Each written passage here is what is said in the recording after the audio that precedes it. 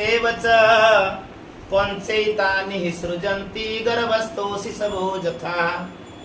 आयु मु केते दिन जीवन धारण करिवि, कर्म मु को कार्य नियुक्त हेबि, वित्त मोर केते धन संपत्ति मु अधिकारी हेबि, विद्या केते शिक्षार अधिकारी हेबि, निधनम केबे मरिबि।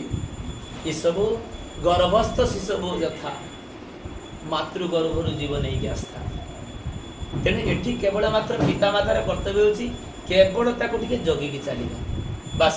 आउ मूलतः आध्यात्मिक शिक्षा, आध्यात्मिक शिक्षा ना कहीं ना जो विद्या शिखिकी ए जड़ जगत रे से बंधन ले पड़ी, ए बंधनग्रस्त अवस्था उद्धार बारे विद्या एटा पिता माता गुरु आत्मीय स्वजन बा जो माने गार्डियन ए माने सब शिक्षा दबा दरकार।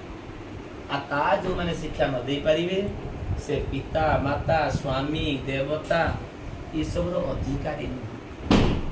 अधिकारी नुह।